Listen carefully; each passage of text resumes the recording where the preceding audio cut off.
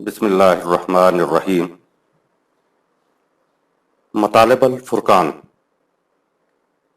سورۃ الاعراف، مکی، سورہ نمبر 7، آیت نمبر 1۔ قرآن مجید کی تفسیر خود قرآن مجید سے از علامہ غلام احمد پرویز صاحب۔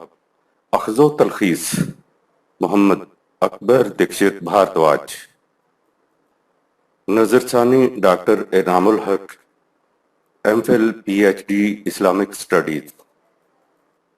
بسم اللہ الرحمن الرحیم۔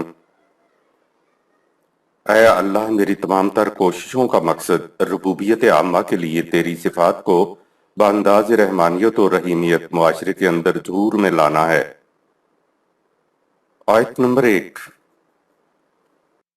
الف لام میم صاد۔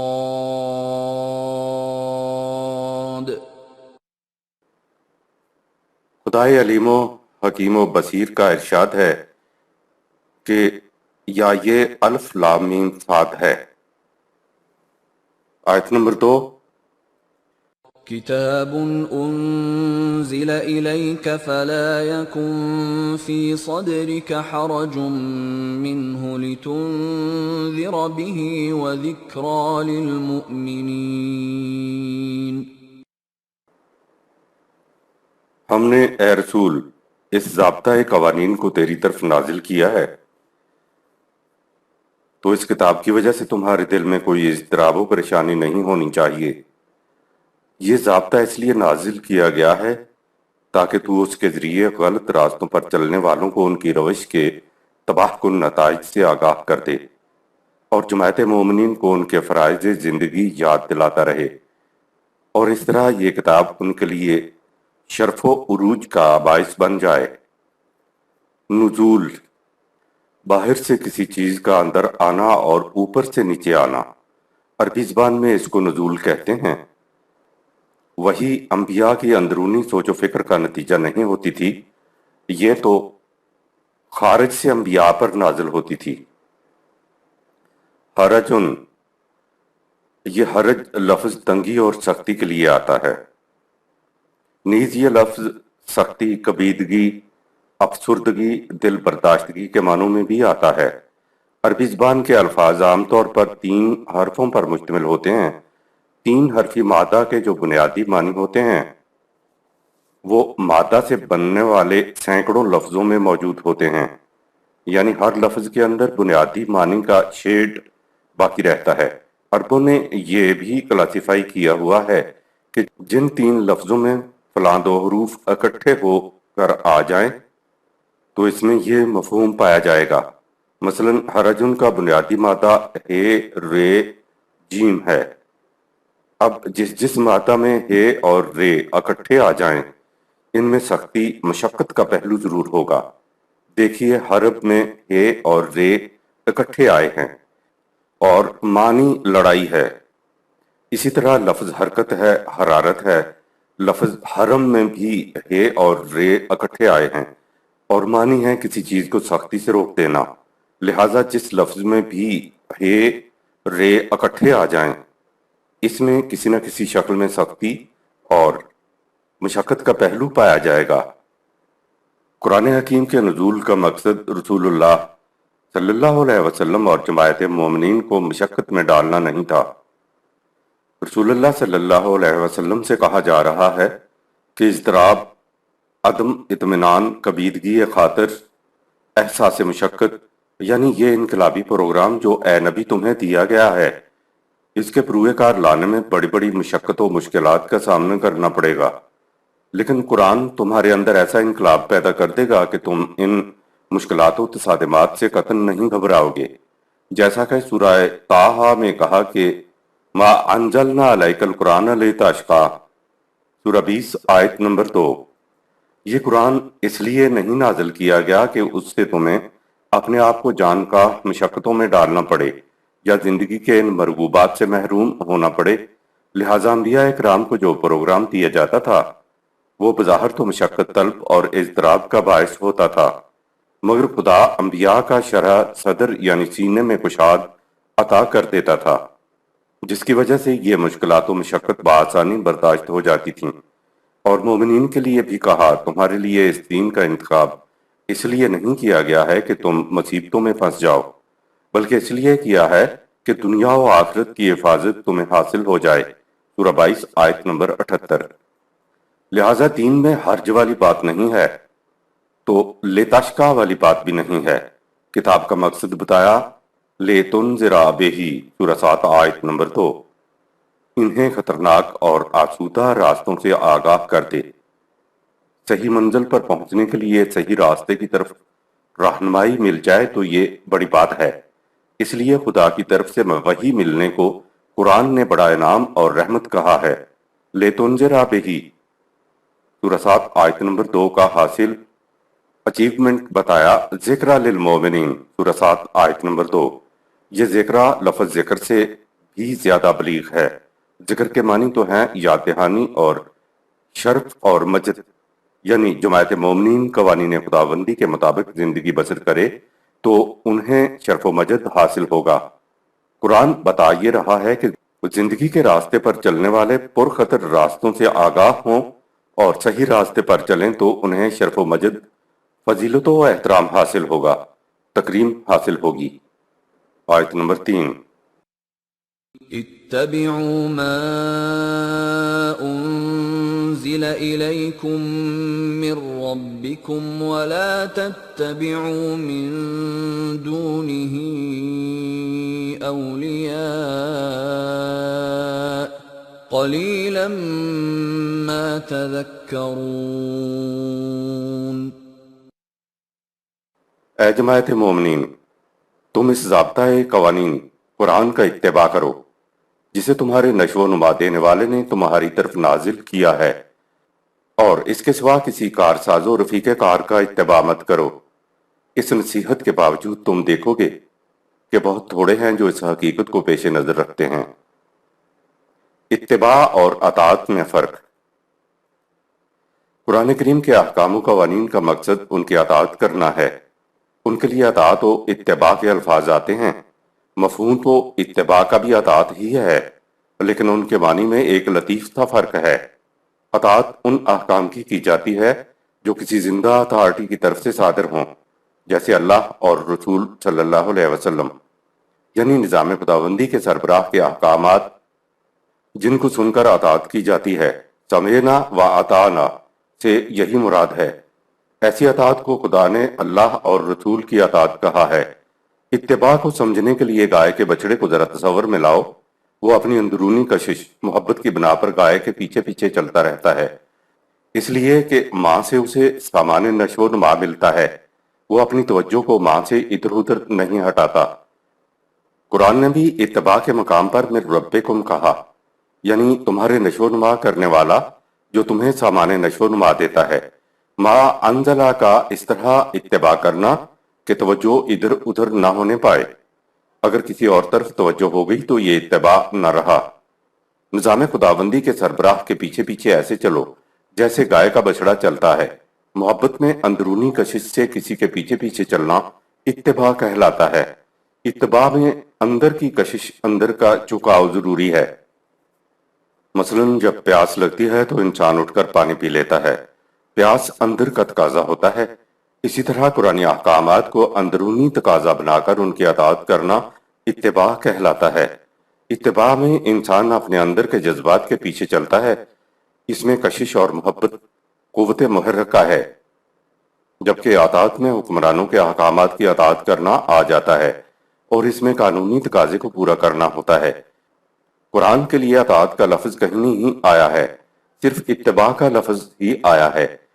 اس کا مطلب یہ ہے کہ صرف کتاب قرآن کی اطاعت نہیں کی جا سکتی، اس کی اطاعت ایک زندہ اتھارٹی کا اتباع کر کے کی جا سکتی ہے۔ قرآن رہنمائی تو عطا کر دیتا ہے، لیکن قرآن انفرادی زندگی کی بجائے اجتماعی زندگی بسر کرنے کی بھی تاکید کرتا ہے۔ یہ اسی صورت میں ہو سکتا ہے کہ قرآنی راستے پر چلنے والے کسی رہنما کے پیچھے چلیں۔ رہنمائی میں چلنے والے اس شخص کے کسی حکم کی اطاعت نہیں کر رہے ہوتے، بلکہ وہ اپنے ہی ان اندرونی تقاضوں، قرآن کا اتباع کر رہے ہوتے ہیں۔ जिन्हें वो सोच समझकर गौर व फिक्र के बाद अपने अंदर का तकाजा बना चुके होते हैं। यूं इंसान किसी हाकिम की अताअत नहीं कर रहा होता, बल्कि कुरान की रोशनी में अपने ही अंदरूनी तकाजे जो खुद इख्तियार किए थे उनके उन तकाजों की अताअत कर रहा होता है जो उसने खुद सोच समझकर अपने अंदरूनी तकाजे बना लिए थे। कुरानी रास्ते पर किसी की रहनुमाई में चलना इत्तिबा कहलाता है। कुरान ने अपने और बेगाने का मयार ये दिया कि जो मेरा इत्तिबा करता है वो मेरा है। दूसरी बात यह है कि अताअत कानूनी तकाजा तो पूरा कर देती है, यानी कानून के ज़वाहिर की अताअत कर ली जाए तो कानूनी तकाजा पूरा हो जाता है, लेकिन इंसान का अंदरूनी रवैया इत्तिबा से ही कंट्रोल हो सकता है। जैसे कि निगाह की खयानत, नीज दिल के पोशीदा इरादे और ख्वाहिशात। कुरान पर अमल करना इंसान का अंदरूनी तकाजा बन जाए तो फिर ये मख्फी गोशे भी कंट्रोल हो जाते हैं। जब कुरानी अहकाम इंसान के अंदर का तकाजा बन जाएं तो इंसान के अंदर एक तब्दीली पैदा हो जाती है, जिसको खुदा ने कहा, खुदा किसी कौम की हालत नहीं बदलता जब तक वो अपने अंदर नफ्सियाती तब्दीली न पैदा कर ले। सूरह नंबर 13 आयत 11। अहकामात की अताअत से मुआशरती नज़्म नस्क कायम रह सकता है, लेकिन कौम में हकीकी नफ्सियाती तब्दीली इत्तिबा से ही मुमकिन है। कुरानी निज़ाम में अताअत व इत्तिबा दोनों लाजम हैं, यानी एक जिंदा अथॉरिटी की जानिब से सादर करदा अहकामात खुदाबंदी की अताअत और कल्बी तकाजे की रूह से मंशाए खुदाबंदी की तकमील। मोहम्मद सल्लल्लाहु अलैहि वसल्लम निज़ाम खुदाबंदी के सरबराह थे, लेकिन वो भी कुरान ही का इत्तिबा किया करते थे, जैसा कि सूरह यूनुस में है कि मैं सिर्फ उसका इत्तिबा करता हूं जो मेरी तरफ वही किया गया। सूरह 10 आयत नंबर 15। रसूलुल्लाह सल्लल्लाहु अलैहि वसल्लम को कुरान के इत्तिबा का हुक्म था। देखिए आयात सूरह 6 आयत 7 और सूरह 10 आयत 109। उम्मत मुस्लिमा को भी कुरान के इत्तिबा का हुक्म है। देखिए सूरह 6 आयत 165। लिहाजा इत्तिबाए कुरान ही इत्तिबाए सुन्नत रसूलुल्लाह सल्लल्लाहु अलैहि वसल्लम है।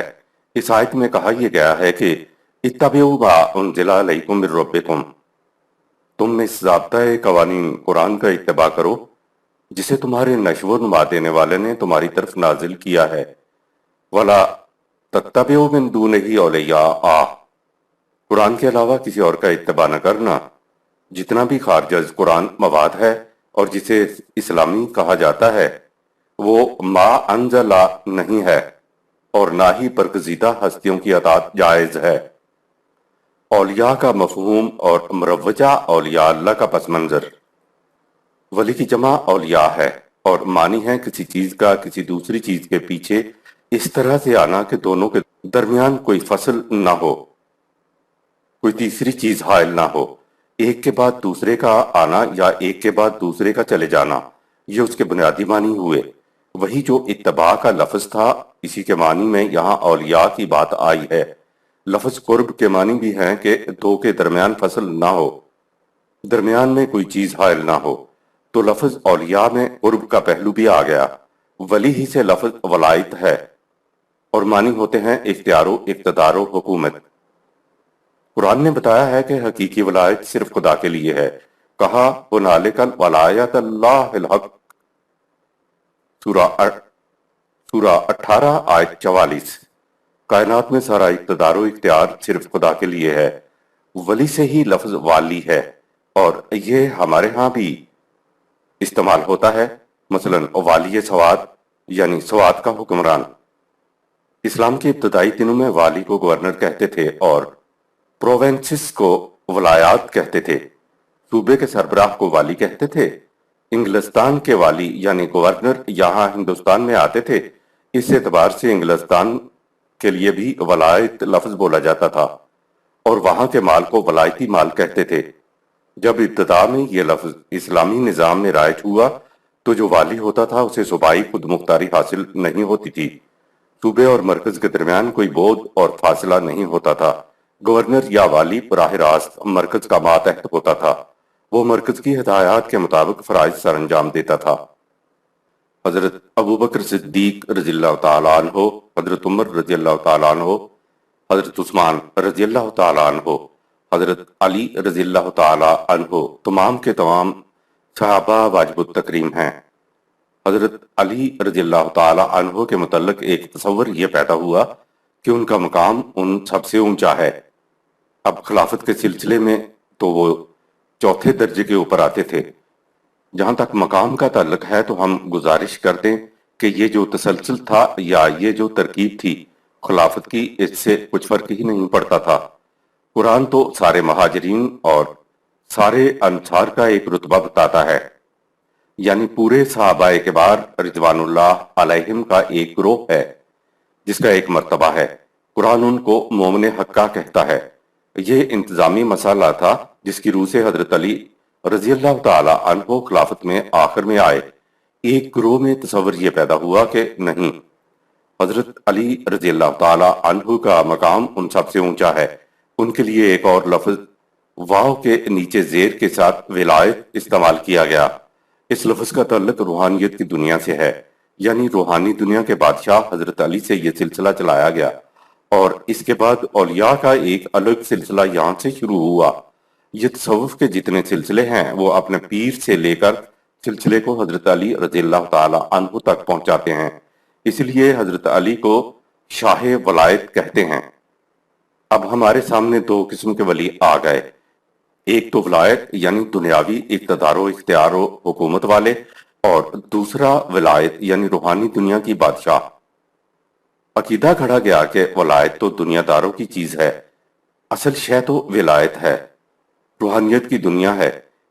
इसी से कुर्बे खुदावंदी आया, यहीं से मुकर्रबीन बारगाह खुदावंदी के लफ्ज चले।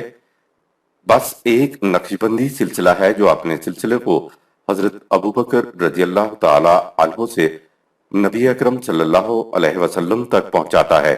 ये दोनों सिलसिले गैर कुरानी हैं। कुरान वलायत की बात करता है। खुलफाए राशिदीन के दौर तक के लोग जानते थे कि इत्तबिउ मा अंज़ला अलैकुम मिर रब्बिकुम, सूरह 7 आयत नंबर 3 क्या है जिसका इत्तिबा करना है, और वला तत्तबिउ मिन दूनिही औलिया, सूरह 7 आयत नंबर 3 क्या है जिससे बचकर रहना है। आयत नंबर 4 وَكَمْ مِنْ قَرْيَةٍ أَهْلَكْنَاهَا فَجَاءَهَا بَأْسُنَا بَيَاتًا أَوْ هُمْ قَائِلُونَ۔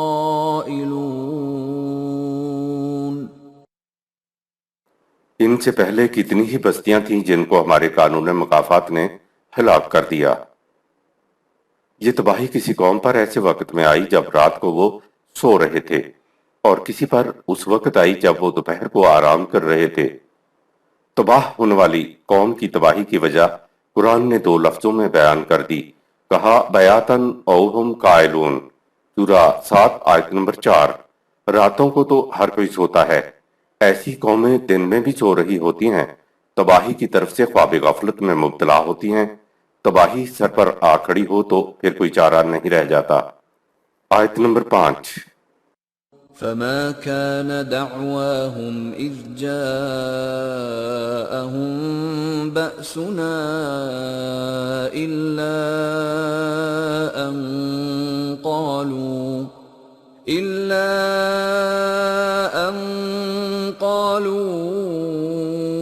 إِنَّا كُنَّا ظَالِمِينَ۔ तो जब उन पर तबाही का अजाब आया तो ख्वाब गफलत से बेदार हुए और वो बेसाख्ता पुकार उठे कि इसमें कोई शुबा नहीं कि हम वाकई जुल्म और ज्यादती पर उतरे हुए थे, यानी हम ख्वाब और गफलत में थे। आयत नंबर 6 فَلَنَسْأَلَنَّ الَّذِينَ أُرْسِلَ إِلَيْهِمْ وَلَنَسْأَلَنَّ الْمُرْسَلِينَ। तो यकीनन जिनकी तरफ हमने पैगाम्बरों को भेजा था उनसे पूछेंगे कि तुमने पैगाम सुनने के बाद क्या किया था, और खुद रसूलों से भी पूछेंगे कि तुम्हारी दावत का जवाब क्या मिला। खुदा पूछेगा से मुराद खुदा उनसे खुद इकरार कराएगा, वरना तो खुदा इन तमाम आमाल से बाखबर है जो इंसानों से सरजद हो चुके हैं या जो ख्यालात अभी उनके दिलों में मचल रहे हैं। आयत नंबर 7 فَلَنَقُصَّنَّ عَلَيْهِمْ بِعِلْمٍ وَمَا كُنَّا غَائِبِينَ۔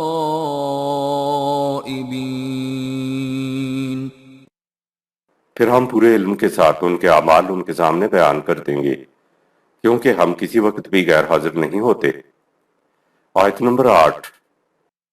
وَالْوَزْنُ يَوْمَئِذٍ الْحَقُّ فَمَنْ ثَقُلَتْ مَوَازِينُهُ فَأُولَئِكَ هُمُ الْمُفْلِحُونَ۔ ہمارے قانون مکافات کی میزان میں جس کا مثبت تعمیری اور صلاحیت بخش اعمال کا پلڑا بھاری ہوتا ہے وہ کامیاب و کامران ہوتا ہے۔ اٹھے ہوئے پلڑے میں بھی کچھ نہ کچھ تخریبی اعمال ہوتے ہیں، لیکن وہ تخریبی اعمال خدا کے قانون ان الحسنات یذہبن السیئات کی روح سے غیر مؤثر ہو جاتے ہیں۔ آیت نمبر 9۔ وَمَنْ خَفَّتْ مَوَازِينُهُ فَأُولَئِكَ الَّذِينَ خَسِرُوا أَنفُسَهُم بِمَا كَانُوا بِآيَاتِنَا يَظْلِمُونَ۔ اور جن کا پلڑا ہلکا ہوتا ہے تو یہی وہ لوگ ہیں جو اپنی ذات کا نقصان کرتے ہیں اور ہمارے قوانین سے سرکشی برت کر اپنے آپ پر ظلم کرتے ہیں۔ قانون ارتقاء اور خدا کا قانون مکافات۔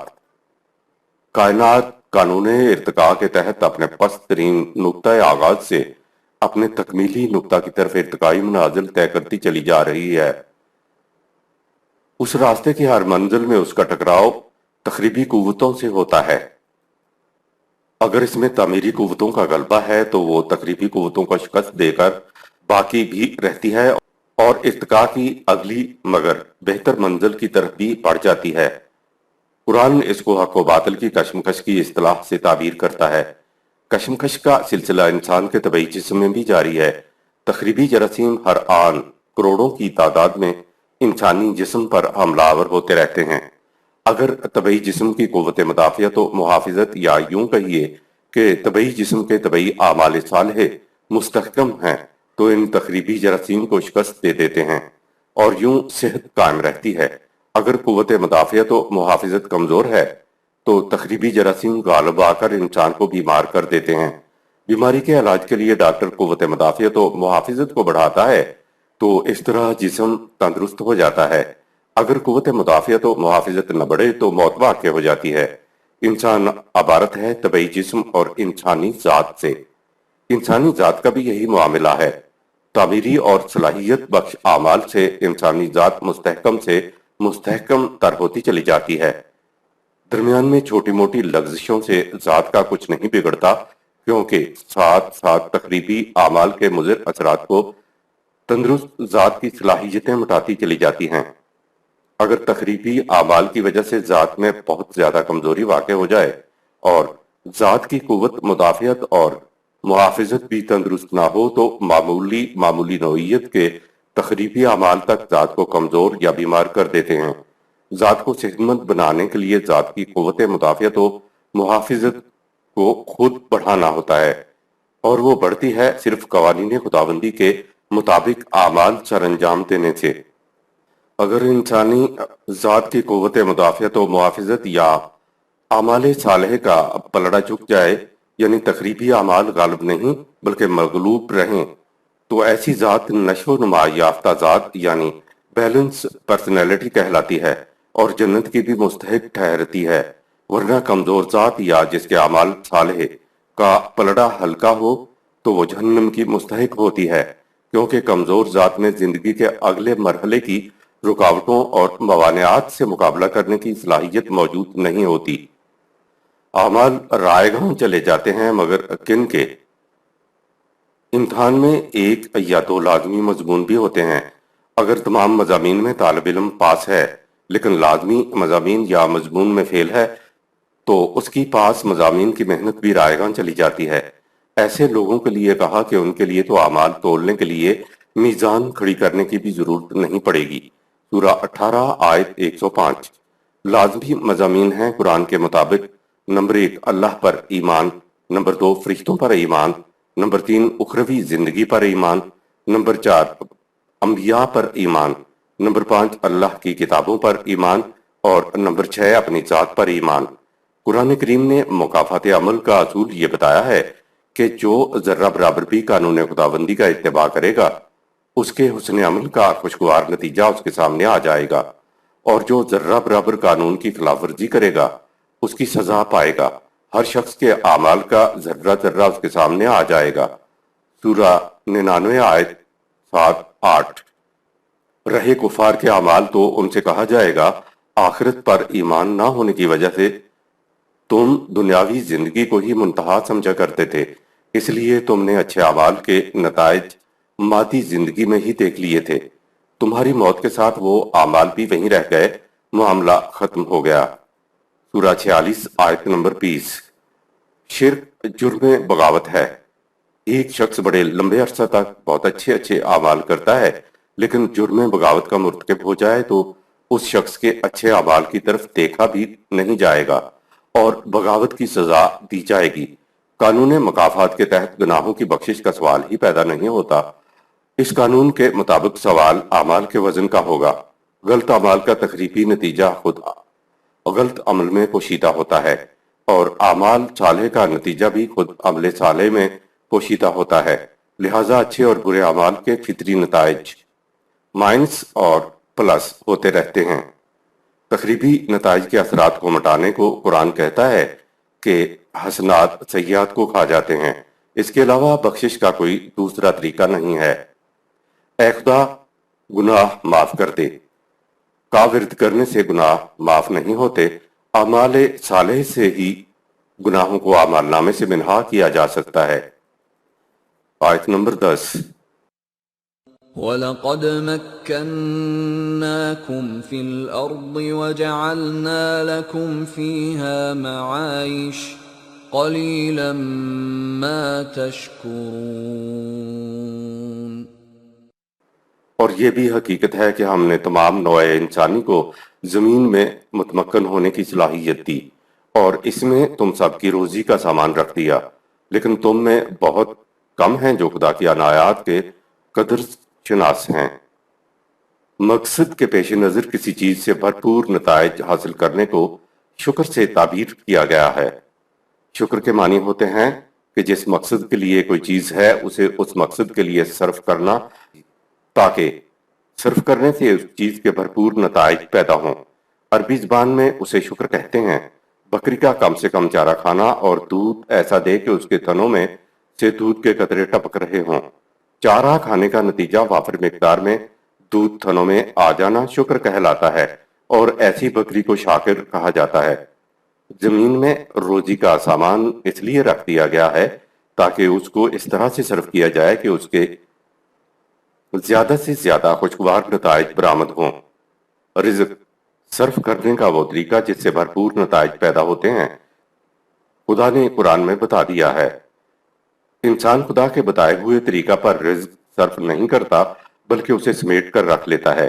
इस तरह रिज़्क के भरपूर नताइज बरामद नहीं होते।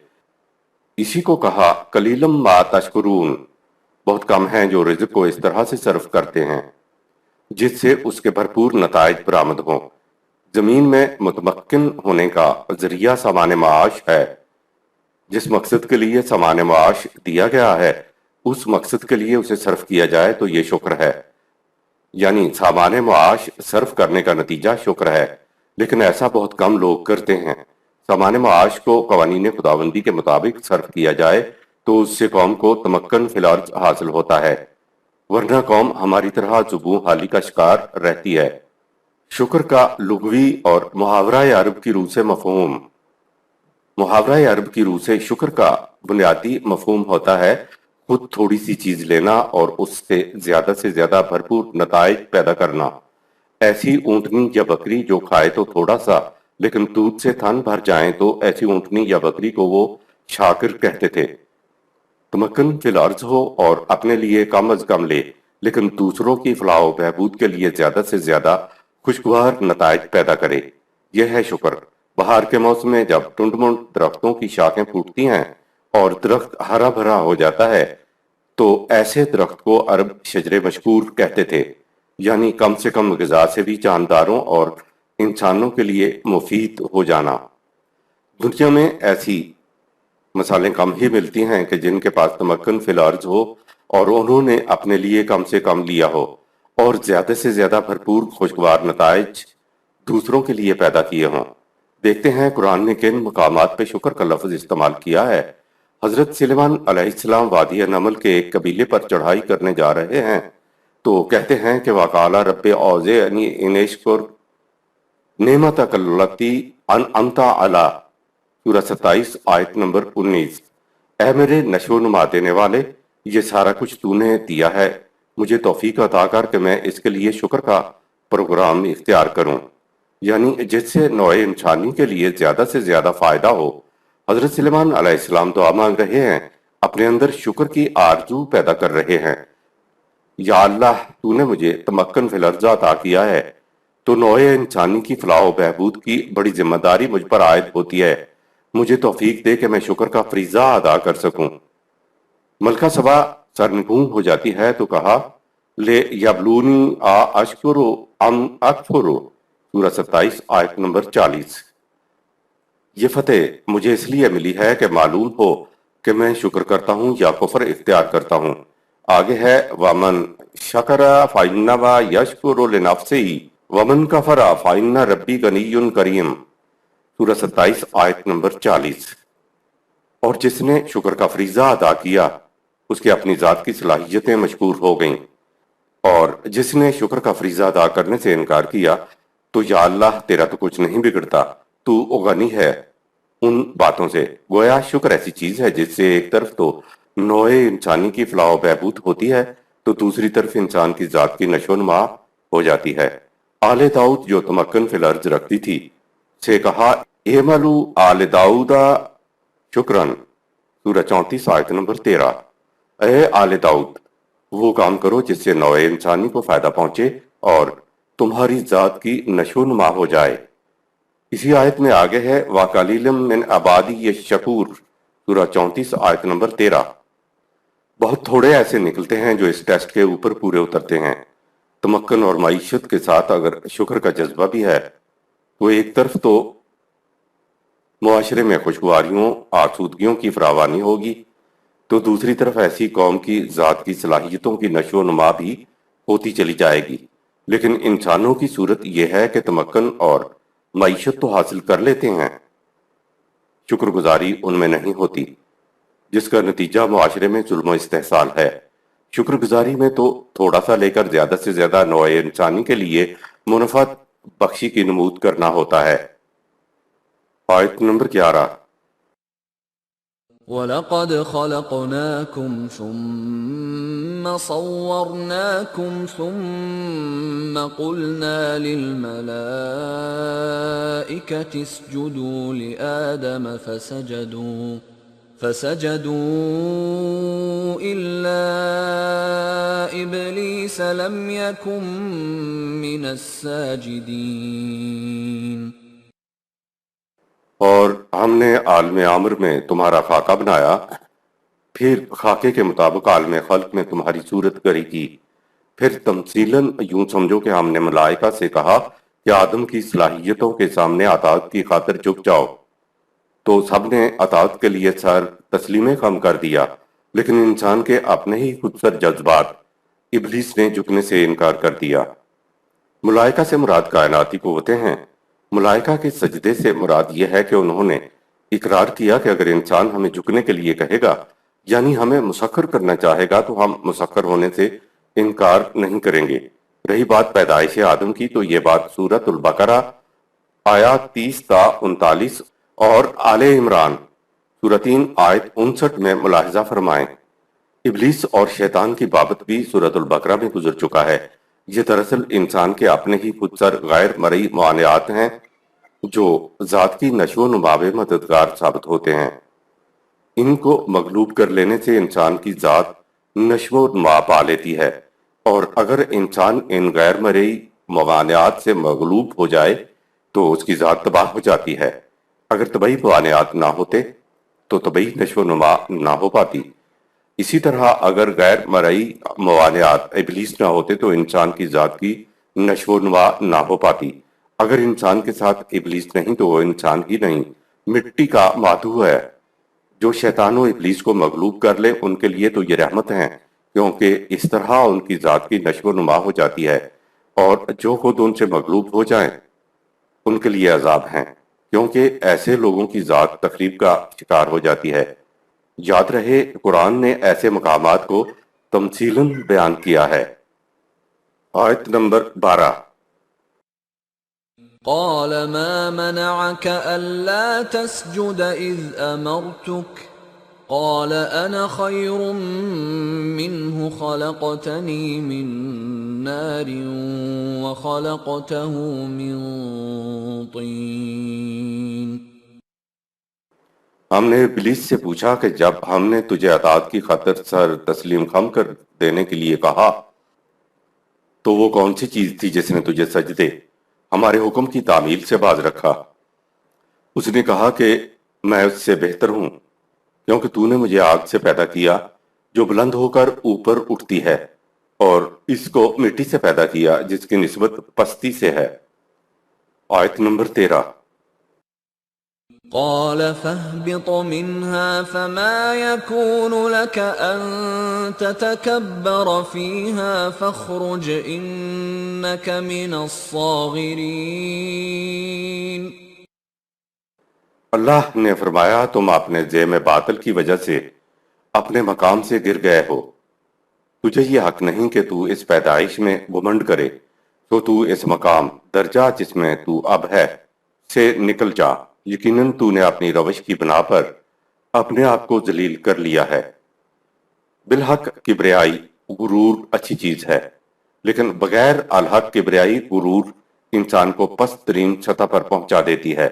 بغیر الحق تکبر کے لیے دیکھیے مزید آیات، سورہ 46 آیت 20 اور سورہ 41 آیت 15۔ آیت نمبر 14۔ قال أنظرني إلى يوم يبعثون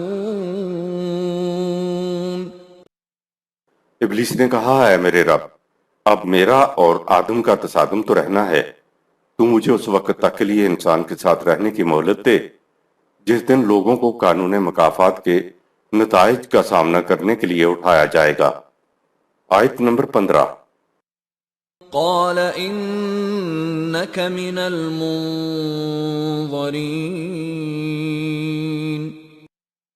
خدا نے فرمایا ہاں تجھے اس وقت تک کے لیے مہلت دی جاتی ہے۔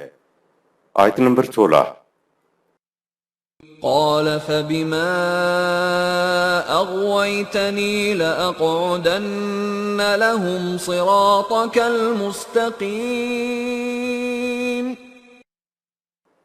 ابلیس نے کہا اب جب کہ اے خدا تو نے مجھے گمراہ کر دیا ہے، اس وجہ سے میں بھی بنی آدم کی گھات میں بہکانے کے لیے بیٹھوں گا اور اس کو تیری طرف لے جانے والی سیدھی اور توازن بدوش راہ سے بھٹکاؤں گا۔ آیت نمبر 17۔ ثم لآتينهم من بين أيديهم ومن خلفهم وعن أيمانهم وعن شمائلهم ولا تجد أكثرهم شاكرين ابلیس نے کہا میرا طریقہ کار یہ ہوگا کہ میں بنی آدم کے سامنے سے، پیچھے سے، دائیں سے اور بائیں سے، یعنی چاروں اطراف سے ان کو گمراہ کرنے کے لیے یلغار کروں گا، اور پھر تو ان میں سے اکثر کو دیکھے گا کہ وہ تیری عنایات ہدایات کے قدر شناس نہیں ہوں گے۔ آیت نمبر 18۔ قال اخرج منها مذءوما مدحورا لمن تبعك منهم لأملأن جهنم منكم أجمعين خدا نے کہا تو اے ابلیس اپنی موجودہ حالت درجے سے نکل کر نیچے گر جا، تو ذلیل و دھتکارا ہوا ہے اور انسان بھی تیرا اتباع کریں گے تو میں ان کو بھی تیرے سمیت جہنم سے بھر دوں گا۔ قصہ ابلیس و آدم میں یہ نقطہ پنہاں ہے کہ جس نے بھی اپنے آپ کو مجبور سمجھا وہ تباہ ہو گیا۔ انسان کے سرکش و بے پاک جذبات یعنی ابلیس انسان کو شرف انسانیت سے محروم کر دیتے ہیں۔ ان کے تابع انسان حیوانی سطح کی زندگی بسر کرتا ہے۔ آدم سے بھی غلطی ہوئی اور ابلیس سے بھی۔ جب آدم سے پوچھا گیا کہ تو نے ایسا کیوں کیا تو اس نے ندامت سے گردن جھکا لی اور کہا میں اپنے جرم کا پوری ذمہ داری کے ساتھ اعتراف کرتا ہوں، مجھ سے غلطی ہو گئی اور میں معافی چاہتا ہوں۔ خدا نے جواب دیا تو اپنی ذات کا منکر نہیں ہوا اور تو اپنی غلطی کا اعتراف بھی کرتا ہے، نیز اپنی ذمہ داری کو بھی قبول کرتا ہے، اپنے آپ کو مجبور بھی نہیں بتاتا، تو تیری اصلاح کا امکان ہے۔ یہی سوال جب ابلیس سے کیا گیا تو اس نے کہا کہ میں کون ہوتا ہوں، انکار و سرکشی کرنے والا، تیرے حکم کے بغیر تو پتہ تک بھی نہیں ہل سکتا، اس لیے مجھے تو نے خود گمراہ کیا ہے۔ خدا نے جواب دیا اب جب کہ تو اپنی ذات کا منکر ہو چکا ہے، تو نے اپنی غلطی کی ذمہ داری بھی قبول نہیں کی اور اپنے جرم کو جبر کے باطل عقیدہ کے نقاب میں چھپاتا ہے، تو تیری اصلاح کا کوئی امکان نہیں ہے۔ مذموماً مدحورا، تو اپنے مقام سے گر گیا ہے، اب تو ہمیشہ ذلیل و خوار ہو کر رہے گا۔ ابلیس، شیطان اور آدم سے متعلق دیکھیے سورۃ البقرہ کی آیات 30 تا 39 اور آل عمران آیت 59۔ اقبال نے اپنے ہاں ضرب کلیم میں لکھا ہے، ابلیس سے پوچھا کہ تو نے کیوں سجدہ نہیں کیا تو وہ کہتا ہے ہاں مگر تیری مشیت میں نہ تھا میرا سجود، یعنی تیری مشیت میں نہیں تھا کہ میں سجدہ کروں، کیونکہ میں تو مجبور تھا، میرے پاس تو اختیار و ارادہ نہ تھا۔ مشیت تقدیر کو کہتے ہیں۔ خدا کہتا ہے کہ کب کھلا تجھ پہ یہ راز، انکار سے پہلے یا بعد؟ خدا کہتا ہے کہ جب تو انکار کر رہا تھا اس وقت تجھے معلوم نہیں ہوا کہ مجبور ہوں سجدہ کر لوں؟ اگر مجبور تھے تو انکار کیوں کیا؟ حکم کی تعمیل کیوں نہیں کی؟ اگر تجھے بعد میں معلوم ہوا کہ مجبور ہوں تو معلوم ہونے سے پہلے انکار کس بنا پر کیا؟ غلطی کرنے سے پہلے کوئی شخص اپنے آپ کو مجبور نہیں سمجھتا، یہ بڑی عجیب بات ہے۔ وہ جو کچھ کر رہا ہے اپنے اختیار سے کر رہا ہوتا ہے، جب اس کا عمل غلط ثابت ہو، نقصان دہ ثابت ہو تو اس کا نتیجہ ہمیشہ نقصان دہ ہوتا ہے۔ نقصان دہ اعمال کے بارے میں انسان ایسا کہتا ہے کہ میری غلطی نہیں، میں تو تقدیر کے ہاتھوں مارا گیا، خدا کی مرضی ہی ایسی تھی۔ جب انسان کامیاب ہوتا ہے تو پھر ایسا نہیں کہتا، مثلا امتحان میں پاس ہوتا ہے تو اسے اپنی قابلیت بتاتا ہے، اور اگر فیل ہو جائے تو اسے اللہ کی مرضی کہتا ہے۔ مریض بچ جاتا ہے تو ڈاکٹر کی اور اپنے علاج کی کوششوں کی تعریف کرتا ہے کہ صاحب میں نے بڑا ہی علاج کرایا، کوئی کسر نہ چھوڑی، اور اگر مریض مر جائے تو رب کی مرضی۔ اللہ پوچھتا ہے کہ کب کھلا تجھ پہ یہ راز، انکار سے پہلے یا بعد؟ ابلیس کہتا ہے کہ بعد اے تیری تجلی سے کمالات وجود بعد۔ خدا فرشتوں کی طرف دیکھتا ہے اور ان سے کہتا ہے کہ پستی فطرت نے سکھلائی ہے یہ حجت اسے، کہتا ہے تیری مشیت میں نہ تھا میرا سجود۔ آگے ہے دے رہا ہے اپنی آزادی کو مجبوری کا نام، ظالم اپنے شعلہ سوزاں کو خود کہتا ہے تو۔ ابلیس نے خود اپنے آپ کو کہا تھا کہ میں نار ہوں۔ نار ہو کے کیفیت یہ ہے کہ اپنے شعلہ سوزاں کو دھواں سمجھتا ہے۔ دے رہا ہے اپنی آزادی کو مجبوری کا نام، ظالم اپنے شعلہ سوزوں کو خود کہتا ہے دھوں۔ ظالم نے اپنے شعلہ سوزاں کے دعوے کے باوجود اپنے آپ کو دھواں کہا، یعنی وہ اپنی ذات کا منکر ہو گیا۔ تو اس سے کہا کہ جا، تیرے اندر اصلاح کا کوئی امکان نہیں ہے، جو مجبور ہو وہ اپنی اصلاح کیسے کر سکتا ہے؟ آیت نمبر 19۔ وَيَا آدَمُ اسْكُنْ أَنْتَ وَزَوْجُكَ الْجَنَّةَ فَكُلَا مِنْ حَيْثُ شِئْتُمَا وَلَا تَقْرَبَا هَذِهِ الشَّجَرَةَ فَتَكُونَا مِنَ الظَّالِمِينَ۔ خدا نے کہا اے آدم، تم اور تمہاری بیوی گھنے اور سایہ دار درختوں کی سرزمین جنت میں رہو اور اپنی ضرورت کے مطابق کھاؤ پیو، جہاں سے بھی دل چاہے۔ یہاں میری اور تیری کا کوئی سوال نہیں، بس آگے چل کر شجر، درخت کی شاخوں کی مانند جدا جدا نہ ہو جانا، اپنے آپ کو مفاد خواہش اور بے پاک جذبات کے تحت میری اور تیری نہ کرنے لگ جانا۔ اگر تم نے ایسا کیا تو گروہ بندانہ جذبات تم پر غالب آ جائیں گے اور پھر تم جنتی زندگی سے نکل کر خسارے میں پڑ جانے والے بن جاؤ گے۔ شجر کے لیے دیکھیے سورۃ البقرہ کی آیت نمبر 35۔ ویسے بھی یہ تمثیلی بیان ہے، اس لیے کہ قصہ آدم کی ہر کڑی کو تمثیلی انداز میں ہی دیکھنا اور سمجھنا ہوگا۔ آیت نمبر 20۔ فوسوس لهما الشيطان ليبدي لهما ما وري عنهما من سوآتهما وقال ما نهاكما ربكما عن هذه الشجرة إلا أن تكونا ملكين أو تكونا من الخالدين۔ بنی نوع آدم کی یہ زندگی بڑی فراوانی اور خوشگواری کی زندگی تھی، لیکن شیطان یعنی انسان کے اپنے ہی خود سر اور بے باک جذبات نے ان کے نوع آدم کے دل میں وسوسہ اندازی کی کہ ان کی شرمگاہوں کو اریاں کر دے جو ان سے چھپائی گئی تھیں، اور اس نے ان سے کہا کہ تمہارے خداوند نے تو تمہیں شجر کی مانند گروہ در گروہ شاخ در شاخ ہونے سے اس لیے روکا ہے کہ تم کہیں بے پناہ قوت حاصل کر کے فرشتے یا ہمیشہ زندہ رہنے والے نہ بن جاؤ۔ وسوسہ، شکاری دبے پاؤں آتا ہے، کسی قسم کی وہ آہٹ نہیں ہونے دیتا، لیکن اس کے باوجود اس کے پاؤں کی چاپ کی آہٹ غیر محسوس سی ہوتی ہے، وہ جال لگا کر غیر محسوس انداز میں پیچھے ہٹتا ہے۔ شکاری کی اس طرح غیر محسوس حرکات و سکنات کو وسوسہ کہتے ہیں۔ شیطان نے شجرۃ الخلد اولاد کو کہا ہے، اولاد کے لیے تو ہم بھی کہتے ہیں کہ میاں اس سے مرنے کے بعد تمہارا نام روشن رہے گا۔ شرمگاہیں اریاں ہو گئیں کا مفہوم۔ یہ ابلیس و آدم کی تمثیلی داستان ہے جس میں نوع انسان کے لیے سبق آموز ہدایات ہیں۔ شاید اس وقت کی بات ہے جب انسان کا شعور جاگا نہیں تھا۔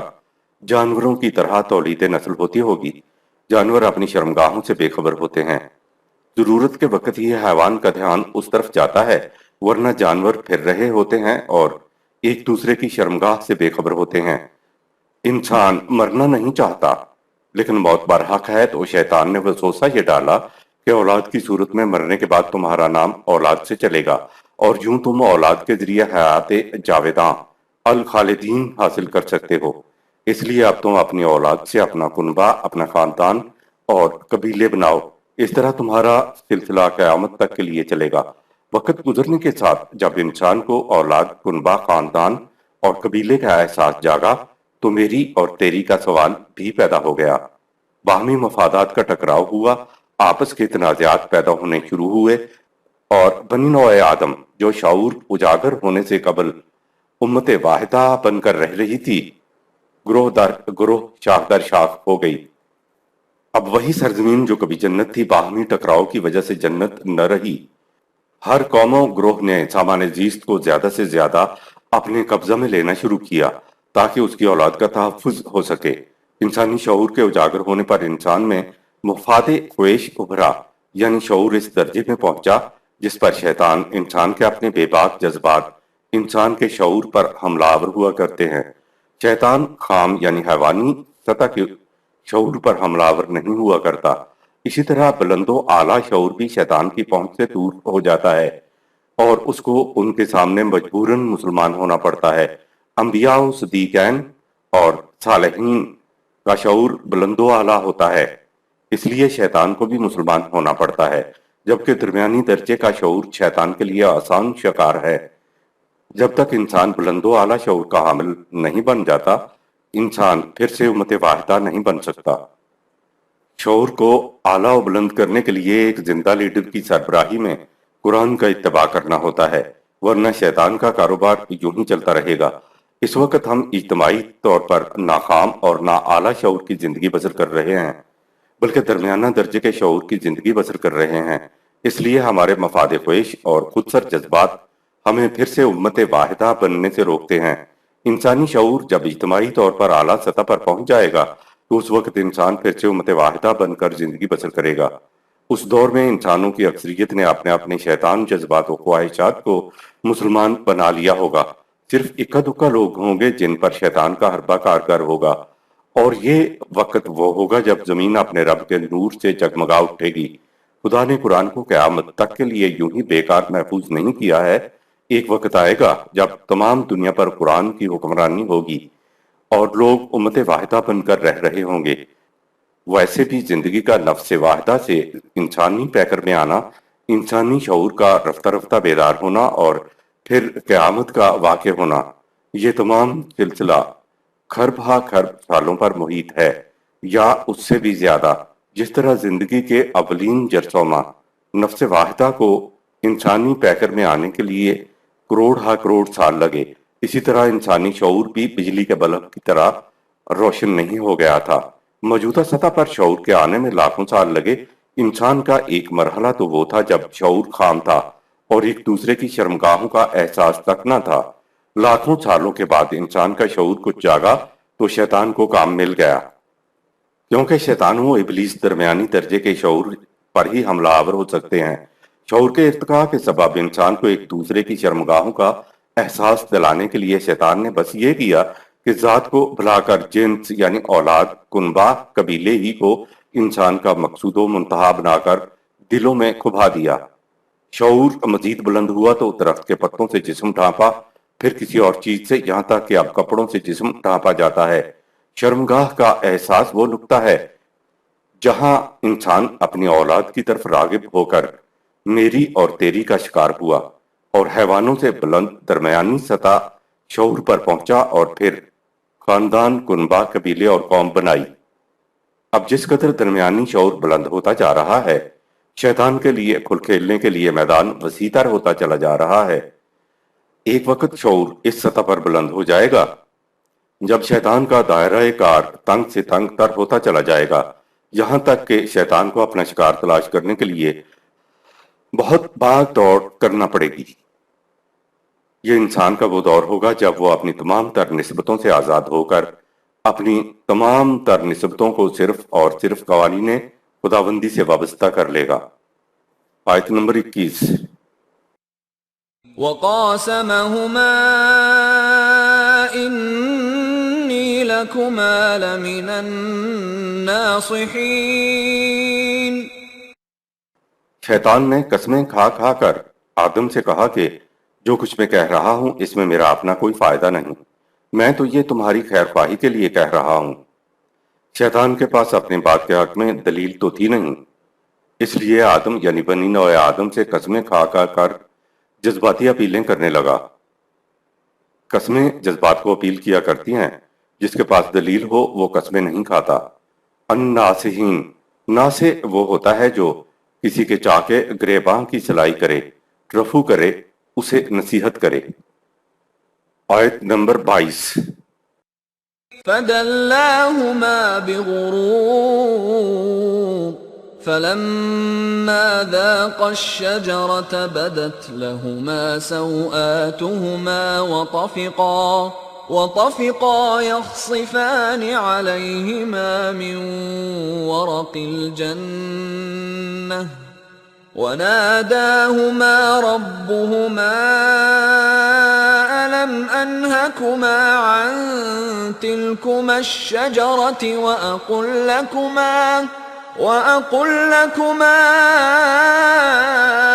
إن الشيطان لكما عدو مبين۔ انسان خام سطح شعور سے ذرا ابھرا ہی تھا کہ شیطان اپنی ترغیبات سے دونوں مرد اور عورت کو اپنے ڈھب پر لے آیا۔ پس جب انہوں نے درخت چکھا، یعنی اپنی بقا اپنی اولاد، کنبہ اور قبیلے میں سمجھی، تو ان کی شرمگاہیں ان کے سامنے بے پردہ ہو گئیں، اور وہ اپنے آپ کو باغوں کے پتوں سے ڈھانپنے لگے۔ اور ان کے رب نے ان کو آواز دی، کیا میں نے تم کو اس درخت سے روکا نہیں تھا؟ یعنی گروہ در گروہ، شاخ در شاخ ہونے سے منع نہیں کیا تھا؟ اور یہ نہیں کہا تھا کہ شیطان تیرے اپنے ہی خود سر جذبات تمہارا کھلا دشمن ہے۔ فَدَلَّهُمَا بِغُرُورٍ، فریب خواہش نے انہیں ان کے مقام سے گرا دیا۔ کس مقام سے؟ جنت کے مقام سے، جہاں کیفیت یہ تھی کہ حیث شئتما، جہاں سے دل چاہے کھاؤ پیو، ورق الجنت عربی زبان میں ورق اس کھیتی کو کہتے ہیں جو سرسبز و شاداب ہو، اس کے بڑے بڑے پتے پھیلے ہوئے دور سے نظر آئیں، لگے کہ خوب پھل دے گی، لیکن وہ کھیتی پتے ہی پتے دے، پھل نہ دے۔ ورق الجنہ، عیوب کو چھپانا۔ عربوں کے ہاں یہ محاورہ ہے کہ وہ صاحب اوراق ہو گیا، یعنی خالی خالی عزت دار بنا پھرتا ہے۔ تافقاً یکسفان لفظ خسف کے عام بنیادی معنی ڈھانپنے کے ہوتے ہیں۔ اس کے اصلی معنی ہے کہ جو شے اپنے اندر نہ ہو، بتکلف دوسروں کو بتانے کی کوشش کرنا کہ وہ چیز میرے اندر ہے۔ یہ مال و دولت کی بنا پہ بنے چودھریوں کے ہاں عزت و تکریم کی کوئی چیز نہیں ہوتی، لیکن وہ بتکلف یہ بتانے کی کوشش کرتے ہیں کہ وہ معتبر ہیں۔ ان کے اندر ناحقیقی عزت و تکریم کے جوہر ہوتے ہیں اور ناخوبیاں، بس وہ بتکلف یہ ظاہر کرنے کی کوشش کرتے ہیں کہ وہ معتبر اور صاحب عزت ہیں، لیکن ان کی یہ ساری کوششیں صاحب اوراق جیسی ہوتی ہیں۔ حیات خلد کی کوشش کرنا یہ وہ صحیح لا حاصل ہے کہ جس کی مثال وہ کھیتی ہے کہ جس میں پتے ہی پتے ہوں، پھل اس میں کوئی نہ آیا ہوا ہو۔ پتوں سے بدن ڈھانپنا۔ شعور کے بیدار ہونے کے ساتھ ہی انسان کے خودسر جذبات بھی ارتقائی منازل طے کرتے ہوئے اس درجہ پر پہنچے کہ وہ انسان کو ورگلانے کے قابل ہوئے ہوں۔ یہ مرحلہ اس وقت آیا جب انسان کا شعور حیوانی سطح سے ذرا بلند ہوا۔ شعور کے بلند ہونے کا مطلب یہ تھا کہ شیطان کو انسان کے خودسر جذبات کو کام مل گیا۔ درخت استعارہ ہے انسان کے گروہ در گروہ، شاخ در شاخ ہونے کا۔ انسان کی شرمگاہوں کا عریاں ہونا بھی اسی وقت ہوا ہو جب شیطان نے انہیں گروہ در گروہ کر دیا تھا۔ شیطان کے بہکانے کی وجہ سے شرمگاہیں عریاں نہیں ہوئیں، بلکہ شعور کے ابھرنے کے ساتھ تو یہ ہونا ہی تھا۔ اتفاق سے وقت ایک ہی ہو گیا کہ جو ہی شیطان کے بہکاوے میں انسان آیا، فرقہ فرقہ گروہ در گروہ ہوا، تو اسی وقت انسان کا شعور اس سطح پر پہنچا کہ شرمگاہوں کا احساس جاگ گیا۔ گروہ در گروہ انسان یکلخت نہیں ہو گیا تھا، ایسا ہونے میں بھی بہت سا عرصہ لگا ہوگا۔ شیطان تو پہلے ہی بہکا چکا تھا اور اس کے راستے پر انسان چلتا رہا، مگر انسان کی غلط روش کا نتیجہ ابھر کر ایک خاص وقت کے بعد سامنے آیا کرتا ہے، آنے واحد میں نتیجہ سامنے نہیں آیا کرتا۔ گروہ در گروہ زندگی گزارتے ہوئے ایک وقت آیا جب انسان کو شرمگاہوں کا احساس ہوا، اور اس وقت خدا نے کہا کہ کیا میں نے نہیں کہا تھا شیطان تمہارے اپنے خودسر اور مفاد خواہش کے جذبات تمہارا کھلا دشمن ہے۔ اس کے بعد انسان کا شعور مزید بلند ہو جانے پر انسان نے جسم ڈھانپنا شروع کر دیا ہو۔ داستان ابلیس و آدم کے جوان ہونے میں لاکھوں کروڑوں سال لگے ہوں گے۔ ایسا نہیں ہوا کہ ایک دن خدا نے انسان کو بنایا، دوسرے دن ابلیس اور فرشتوں کے سامنے پیش کر دیا اور اسی دن شیطان مردود ہو گیا، پھر چند دن کے بعد شیطان نے بہکا دیا اور جسم عریاں ہو گئے۔ ایسا نہیں ہوا، سب کچھ قانون ارتقاء کے مطابق ہوا، جس کا ایک ایک مرحلہ ہزار ہزار سال اور بعض مراحل 50,000 ہزار سالوں پر محیط ہوتے ہیں۔ آیت نمبر 23۔ قالا ربنا ظلمنا انفسنا وان لم تغفر لنا وترحمنا لنكونن من الخاسرین۔ وہ انسان بولے، اے ہمارے رب، ہم نے تیری بات نہ مان کر اپنی ذاتوں پر زیادتی کی ہے، اور اگر تو ہمیں ذات کے لیے سامان حفاظت اور سامان نشو و نما نہ عطا فرمائے گا تو ہم تباہ و برباد ہو جائیں گے۔ انسان نے اپنی ذات کا انکار نہیں کیا، بلکہ غلطی کا احساس ہوا کہ اس طرح تو میری ذات تباہ ہو گئی۔ انسان کو جسم کی پرورش کا طریقہ تو عقل کی روح سے آتا تھا، لیکن ذات کی حفاظت اور اس کی نشو و نما کس طرح سے ہو، اس سے وہ واقف نہ تھا، اور اسی کے لیے اس نے اپنے رب سے گزارش کی تھی۔ آیت نمبر 24۔ قال اهبطوا بعضكم لبعض عدو وَلَكُمْ فِي الْأَرْضِ مُسْتَقَرٌّ وَمَتَاعٌ إِلَى حِينٍ۔ خدا نے انسانوں سے فرمایا، تم نے اپنے آپ کو مقام بلند جنتی ماحول سے گرا لیا ہے، کیونکہ تم میں مفاد خویش کے خودسر جذبات بھر چکے ہیں، تو اس کا نتیجہ یہ ہوگا کہ تم ایک دوسرے کے دشمن ہوگے، گروہوں میں بٹ جاؤ گے، اور یہ کہ زمین میں ایک خاص وقت تک کے لیے تم نے زندگی بسر کرنا ہے۔ مستقر اور مستودع کو تفصیل سے دیکھیے سورۃ الانعام آیت نمبر 98، آیت نمبر 25۔ قال فيها تحيون وفيها تموتون ومنها تخرجون۔ خدا نے فرمایا ہے انسان، اسی زمین میں تم نے زندگی بسر کرنا ہے، اسی زمین میں تم کو موت آئے گی، اور اسی زمین سے تم نکالے جاؤ گے، تاکہ قانون مکافات کے نتائج کو تم دیکھ لو۔ یا دوسرا مفہوم، زمین کی زندگی کے دوران غلط نظام کے تحت زندگی بسر کرنے سے تم پر معنوی موت واقع ہو جائے گی۔ نظام کو صحیح خطوط پر لے آؤ گے تو تمہیں معنوی حیات نو مل جائے گی۔ حیات نو سے تم اس قابل ہو جاؤ گے کہ مرنے کے بعد اگلے مستودع کے سپرد کر دیے جاؤ، جو خدا نے تمہارے لیے مقرر کر رکھا ہے۔ جو لوگ مردوں کو جلاتے ہیں تو جلا ہوا مٹیریل اسی زمین پر رہتا ہے، کسی اور کرہ پر نہیں چلا جاتا۔ اگر یہاں حیث و شیت و ماں کی کیفیت موجود نہیں تو یہ زندگی نہیں، موت ہے۔ اس آیت کے عام معنی تو یہی ہیں کہ اس دنیا میں تم زندہ ہو، اسی میں تم نے مر جانا ہے، اسی میں سے دوبارہ اٹھنا ہے۔ لیکن اس آیت میں وہ تینوں سٹیجز موجود ہیں جن کا ذکر پیچھے سے چلا آ رہا ہے، یعنی تحیون، سورہ 7 آیت 25۔ تمہاری دنیاوی زندگی حیث و شیت و ماں انسانیت کی حقیقی زندگی ہے، جہاں میری اور تیری کا سوال نہ ہو۔ تموتون، سورہ 7 آیت 25۔ میری تیری کرنے کی وجہ سے تم نے اس حقیقی زندگی کو چھوڑ دیا تو یہ زندگی نہیں ہے، یہ موت ہے۔ لیکن یہ موت ابدی نہیں ہو سکتی، تم اس سے نکل سکتے ہو۔ منہا تخرجون، سورہ 7 آیت 25۔ حقیقی زندگی چھوڑنے کے بعد تم اس معنوی موت سے، اس قبرستان سے اٹھ سکتے ہو، نکل سکتے ہو۔ نکلنے کا طریقہ دیکھیے اگلی آیت میں ہے، آیت نمبر 26۔ يا بني آدم قد أنزلنا عليكم لباسا يواري سوآتكم وريشا ولباس التقوى ذلك خير ذلك من آيات الله لعلهم يذكرون۔ اے بنی آدم، ہم نے تمہیں لباس بنانے کی صلاحیت عطا کی جس سے تم ستر پوشی کا کام لیتے ہو، اور اس سے تمہارے جسم کی زینت میں اضافہ ہوتا ہے۔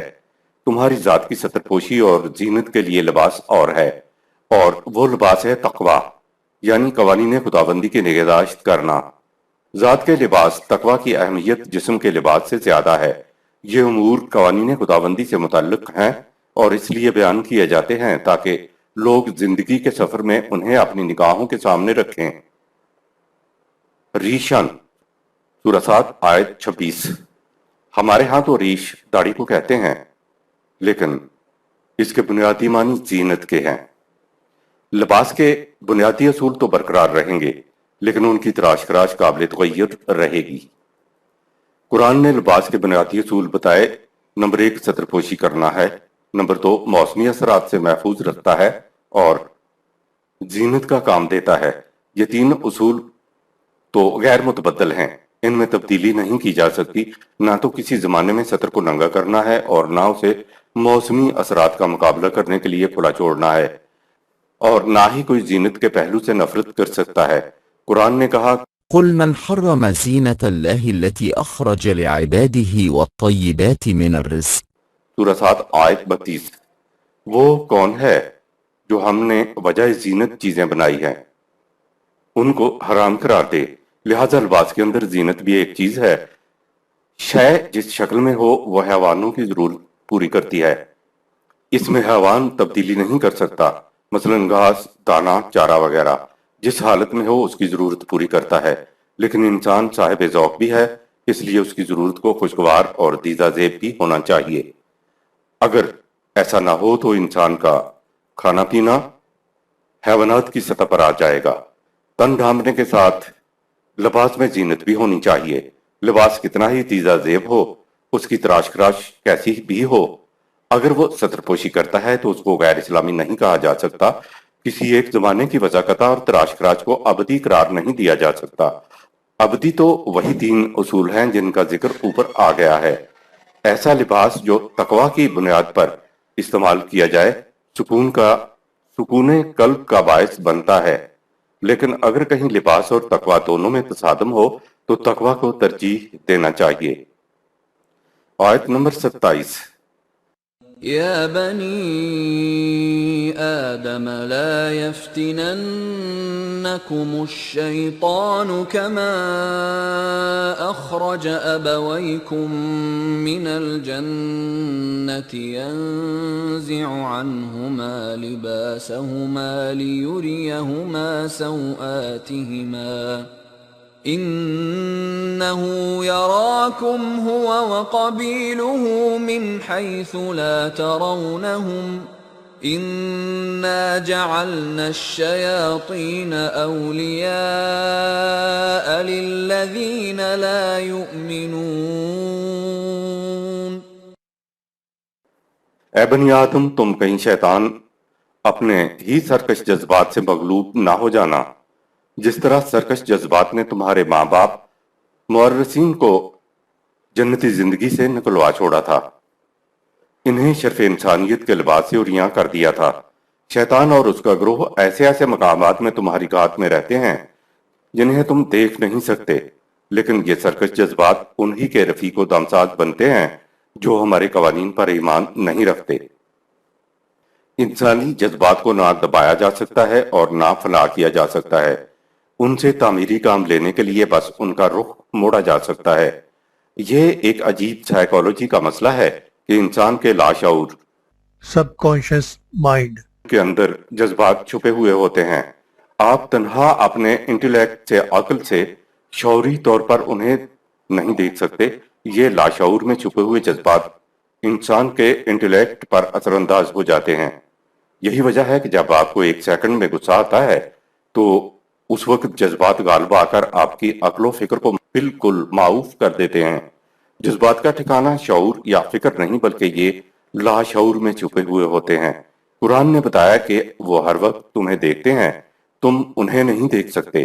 اس قسم کا دشمن جو نظر ہی نہ آئے، اندر قلب کی گہرائیوں میں گھات میں چھپا بیٹھا ہو اور ہم اسے دیکھ بھی نہ سکیں، تو اندازہ لگائیے کہ کتنا سنگین اور خطرناک قسم کا یہ دشمن ہوا۔ تو کیا پھر ہم بے بس ہو گئے ہیں؟ قرآن نے کہا کہ اِنَّا جَعَلْنَا الشَّيَاطِينَ أَوْلِيَاءَ لِلَّذِينَ لَا يُؤْمِنُونَ، سورہ 7 آیت نمبر 27۔ شیطان ان پر حملہ آور ہو سکتا ہے جو خدا کے عطا کردہ مستقل اقدار کی صداقت پر یقین نہیں رکھتے۔ تو ان کے چنگل سے بچنے کا یہ طریقہ ہے کہ خدا کی دی ہوئی رہنمائی کی صداقت پر یقین کامل رکھا جائے اور ان کے مطابق زندگی بسر کی جائے۔ تو پھر شیطان بے باک جذبات انسان پر غلبہ نہیں پا سکتا، یعنی جذبات کے طغیان کو، سیلاب کو قوانین خداوندی کے سواحل کے اندر رکھا جائے تو پھر ان جذبات کا نتیجہ تعبیری ہوگا۔ قرآن جذبات کو قابل نفرت قرار نہیں دیتا، وہ انہیں فنا کر دینے کا نہیں کہتا، ان کو فنا کیا ہی نہیں جا سکتا۔ خدا نے تو خود انہیں قیامت تک کے لیے مہلت دی ہوئی ہے، البتہ انہیں دبایا جا سکتا ہے، ان کی ریپریشن ہو سکتی ہے، لیکن دبانے سے انسان کے اندر بڑی نفسیاتی بیماریاں پیدا ہو جاتی ہیں۔ قرآن ان کو آئین و قانون کے ساحلوں کے اندر رکھتا ہے تاکہ ان سے تعمیری کام لیے جائیں۔ جذبات انسان کے لیے بہت بڑی قوت ہے، نہ تو ان سے مغلوب ہوا جائے، نہ ان کو دبایا جائے، اور نہ ان کو فنا کرنے کی ناکام کوشش کرنی چاہیے۔ بس ان کو قوانین خداوندی کے تابع رکھ کر ان کا رخ تعمیری کاموں کی طرف موڑنا ہے۔ جو لوگ مستقل اقدار کی صداقت پر ایمان نہیں رکھتے اور ان کے مطابق زندگی بسر نہیں کرتے، ان پر جذبات غلبہ پا لیتے ہیں تو ان سے تخریبی کام سرزد ہوتے ہیں، اور جو ایسا کر لیں ان کے اوپر یہ غالب آ ہی نہیں سکتے۔ آیت نمبر 28۔ وَإِذَا فَعَلُوا فَاحِشَةً قَالُوا وَجَدْنَا عَلَيْهَا آبَاءَنَا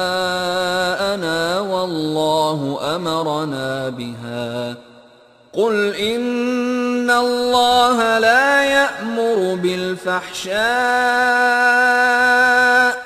أتقولون على الله ما لا تعلمون۔ جب یہ لوگ حیوانی جذبات کے تحت کسی بے حیائی کی بات کا ارتکاب کرتے ہیں اور ان سے پوچھا جائے کہ ایسا کیوں کرتے ہو تو کہتے ہیں ہم نے اپنے باپ دادا کو ایسے ہی کرتے دیکھا تھا، اور چونکہ ہمارے اسلاف خدا کے احکام کو ہم سے زیادہ جانتے تھے تو اس قسم کا حکم خدا نے ہی دیا ہوگا۔ ان سے کہو خدا بے حیائی کا حکم نہیں دیا کرتا، تم جس بات کا علم نہیں رکھتے اسے خدا کی طرف کیوں منسوب کرتے ہو؟ تقلید پرستی شرف انسانیت کے لیے غلامی کا بہت بڑا توق ہے۔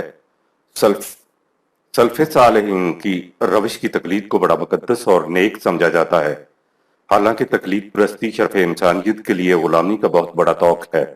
اسی تقلید پرستی کی بنا پر کہا جاتا ہے کہ صاحب وہ اسلاف ہم سے زیادہ قرآن سمجھتے تھے، یعنی خود سمجھنے کی ذمہ داری نہیں لی اور ساری ذمہ داری اسلاف کے سر پر رکھ دی، اور بڑے فخر سے کہتے ہیں کہ ہم مقلد ہیں، یعنی ہمارے گلے میں پٹا پڑا ہوا ہے۔ قلد وہ رسی ہوتی ہے جو جانور کے گلے میں پڑی ہوئی ہوتی ہے۔ تقلید میں بڑا مزہ ہے، نہ تو کسی قسم کی ذمہ داری اور نہ کوئی متعون کرنے والا، بلکہ جتنا زیادہ آپ سلف صالحین کی روش کے پابندی سختی سے کریں گے اتنے ہی زیادہ آپ مقدس پرہیزگار اور نیکوکار کہلائیں گے۔ ابلیس نے تو کہہ دیا کہ میرا سجدہ تیری مشیت میں نہ تھا، اس لیے میں مجبور تھا۔ تقلید پرست بھی شیطان کی طرح کہہ دیتے ہیں کہ ہمارا کوئی دوش نہیں، ہم تو وہی کچھ کر رہے ہیں جو کچھ ہم نے اپنے آباء و اجداد کو کرتے دیکھا۔ ابلیس نے بھی اپنے اختیار و ارادے کا انکار کیا تو تقلید پرست بھی اپنے اختیار و ارادے کا انکار کرتا ہے، کم وقت ساری ذمہ داری اسلاف پر ڈالتا ہے۔ حیوان اور انسان میں بنیادی فرق انتخاب کا ہی ہوتا ہے، جنتی اور جہنمیوں میں بھی فرق انتخاب کا ہے۔ حیوان اور جہنمیوں کو جو دیا جائے کھانا پڑتا ہے، جو پینے کو دیا جائے پینا پڑتا ہے، ان کے پاس انتخاب چوائس نہیں ہوتا۔ کبھی آپ نے غور کیا کہ مایوسی کیا ہے جب دو امکانات، ٹو پاسبلٹیز سامنے نہ ہوں، جب آپ کے سامنے کوئی متبادل نظام، کوئی متبادل روش، کوئی متبادل طریقہ کار نہ رہے تو اسے مایوسی کہتے ہیں۔ اسی کا نام ابلیسیت ہے۔ قرآن نے انسان کے اختیار و ارادہ کو سلب نہیں کیا، کہا انا ہدیناہم نجدین، ہم نے اچھے اور برے دونوں راستے بتا دیے۔ اس کے بعد کہا جو چاہے اپنے انتخاب سے جون سا بھی راستہ اختیار کر لے۔ تقلید پرست اپنے انتخاب کی صلاحیت کو خدا اپنے ہاتھوں سرنڈر کر دیتا ہے، یہ کہہ دیتا ہے کہ اسلاف بھی تو خدا کی عبادت کرتے تھے اور میں بھی اسلاف کی روش پر چل رہا ہوں تو میں بھی خدا ہی کی عبادت کر رہا ہوں۔ یہ کوئی دلیل نہیں، پہلے معلوم کرنا چاہیے کہ اسلاف خدا کے راستے پر تھے بھی یا نہیں۔ قل ان اللہ لا یامر بالفحشاء، ان سے کہہ دو کہ خدا اس قسم کی بے حیائی کی باتوں کا کبھی حکم نہیں دیا کرتا، تمہیں نہیں دیا تو تمہارے آباء و اجداد کو بھی نہیں دیا تھا۔ اسلاف پرستی میں کہیں علم کی بات نہیں آتی، یہ سراسر جذباتی چیز ہوتی ہے۔ آیت نمبر 29۔ قل امر ربی بالقسط وَأَقِيمُوا وُجُوهَكُمْ عِندَ كُلِّ مَسْجِدٍ وَادْعُوهُ مُخْلِصِينَ لَهُ الدِّينَ كَمَا بَدَأَكُمْ تَعُودُونَ۔ ان سے کہو میرا نشو و نما دینے والا تو اعتدال کی زندگی بسر کرنے کا حکم دیتا ہے، اور یہ کہ تم اپنی تمام تر رغبتوں کو قوانین خداوندی پر مرکوز رکھ کر انہی کے سامنے اپنا سر تسلیم خم کر دو، اور اطاعت کو انہی قوانین کے لیے خاص رکھو۔ اگر تم نے ایسا کر لیا تو پھر تم ان جنت جیسی کیفیات کو دوبارہ دنیا و آخرت میں حاصل کر لوگے جس جنت سے انسانیت کا آغاز ہوا تھا۔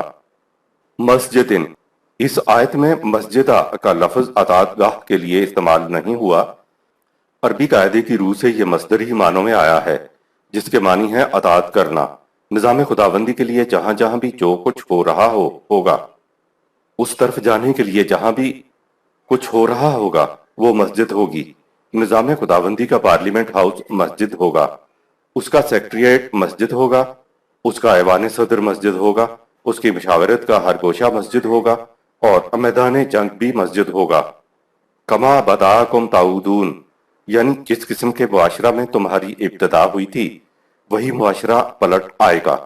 ایک حدیث ہے، زمانہ پھر پھرا کر آج پھر اسی نقطہ پر آ گیا ہے جس پر اللہ نے اسے آغاز کائنات کے وقت متعین کیا تھا۔ کما بداکم تعودون کی تفسیر تھی جنت سے نکلے ہوئے آدم کے لیے جنت کی بازیابی کا اس کے سوا کوئی اور طریقہ نہیں کہ یہ حضور خاتم النبیین صلی اللہ علیہ وسلم کے نقوش پا پر چلے، اور حضور صلی اللہ علیہ وسلم نے تمام زندگی قرآن کریم کے مطابق بسر کی تھی۔ قرآن کریم کے مطابق زندگی بسر کرنا رسول اللہ صلی اللہ علیہ وسلم کی سنت مبارکہ ہے۔ بالقسط، قسط کے معنی ہے بین بین نہیں بلکہ توازن، بیلنسڈ ہونا۔ توازن معلوم کرنے کا وزن یعنی پاٹ خدا کا کلام ہے۔ وجوہکم عام معنی ہے اپنے چہروں کو، لیکن اس جگہ معنی اپنی توجہات کو زیادہ موزوں ہیں۔ آیت نمبر 30۔ فریقا ہدی وفریقا حق علیہم الضلالہ انہم اتخذوا الشیاطین اولیاء من دون اللہ ویحسبون انہم مہتدون۔